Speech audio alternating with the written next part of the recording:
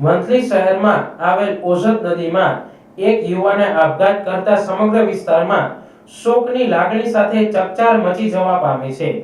પ્રાપ્ત માહિતી મુજબ મૃતક યુવાનનું નામ કેયુર જયંતિભાઈ વાજા, ઉંમર વર્ષ 30, રહેવાસી જૂનાગઢ હોવાનું સામે આવ્યું છે. સ્થાનિક નાગરિકોએ નદીના પાણીમાં એક યુવાનનો મૃતદેહ તરતો જોતા તાત્કાલિક પોલીસ તંત્રને જાણ કરી હતી. જાણ થતાં જ વંથલી પોલીસ કાફલો તથા 108 ઇમરજન્સી સેવા ઘટના સ્થળે દોડી આવી હતી.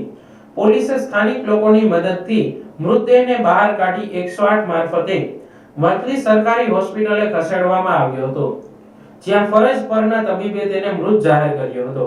પ્રાથમિક તપાસ દરમિયાન મૃતકના ખિસ્સામાંથી મોબાઈલ ફોન મળી આવ્યો હતો.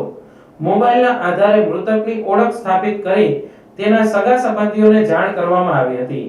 આ બનાવને લઈને પરિવારજનોમાં શોકનો માહોલ છવાઈ ગયો હતો. યુવાને કયા કારણોસર આ પગલું ભર્યું તે અંગે હજુ સુધી કોઈ સત્તાવાર માહિતી પ્રાપ્ત થઈ નથી. હાલ સમગ્ર મામલે વંથલી પોલીસે વધુ તપાસ હાથ ધરી છે. સ્થાનિકોમાં આ ઘટના અંગે ભારે ચિંતા વ્યાપી હતી. પોલીસ દ્વારા પોસ્ટમોર્ટમ સહિતની કાનૂની કાર્યવાહી હાથ ધરાઈ હતી. આગળની તપાસ પૂર્ણ થયા બાદ જ આપઘાતનું ચોક્કસ કારણ બહાર આવશે.